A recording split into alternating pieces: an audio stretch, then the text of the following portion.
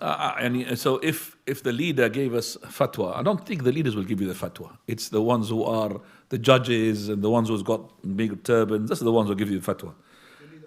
Yeah, the leader of the community does not give. I don't think the king will involve himself that it's halal to go and take a mortgage, but he's allowing the banks anyway, to go ahead. But to give a fatwa, these are for the deen. He's not commanding you to go and take a mortgage, is he? I mean, is it halal or haram? No, I'm just saying, but it's not commanding you. Commanding that means you're not under the threat of your life if you don't take mortgage.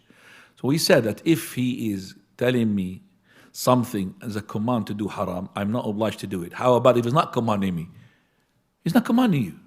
So without evidence, say if I did it without the evidence, does it become halal now? Will it be sin on it? No, if he says haram, it's haram.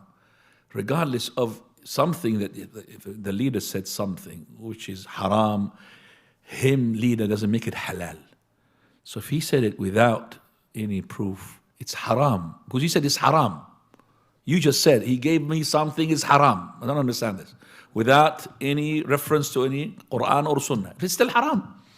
So the leader saying it doesn't make it halal. It's okay. It doesn't make it halal. It's still haram. So whether the leader is, so let's say it's not a leader. Let's say it's a sheikh with a big turban, big beard, and he's the mufti of this Muslim country. And he said it's halal to rob people. Is it going to be halal? No. It's not going to make it halal. I'll tell you even better than this. Prophet ﷺ himself. He said that two of you come to dispute in front of me. And one of you is very good in his words.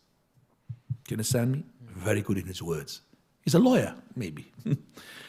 And he, through his words, made me the Prophet of Allah, to judge in his favor. So I judged in his favor.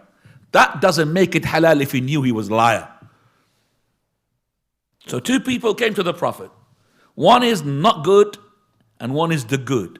One is the one who's tyrant and the one who is not tyrant, the just. One who is the one who has taken the right of the other person and the other person is under oppression because the other person took it from him.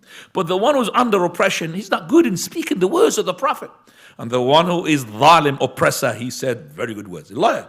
So the Prophet of Allah, because of he's trying to justify between them. He doesn't have any divine to tell him which one is right or wrong. He had ruled for the favor of the oppressor. He said, if I rule to him and he knows that is not halal for him, but because of what he had said, because of what he had presented from the proofs, it doesn't make this command or this fatwa of the Prophet of Allah halal. Okay, still haram. Because that person knows that whatever he said is not correct, but he made it in a nice way that the Prophet of Allah, he had accepted it. فَلَعَلَّ بَعْضُكُمْ أَلْحَنَ مِنْ بَعْضٍ فِي حُجَّتِهِ. Maybe some of you speaks, That's why we say to the lawyers, be careful.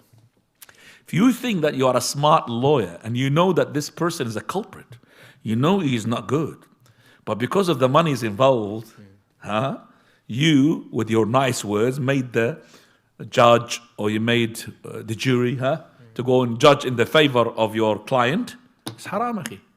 You helped the haram. You know it is not correct. You know that he's a killer and you made him innocent. If you knew he's a killer, you can't go and be a lawyer for him. Let it somebody else. But does the people whose lawyers would do such a thing? There's money involved. Allahu al-Musta'an. Naam.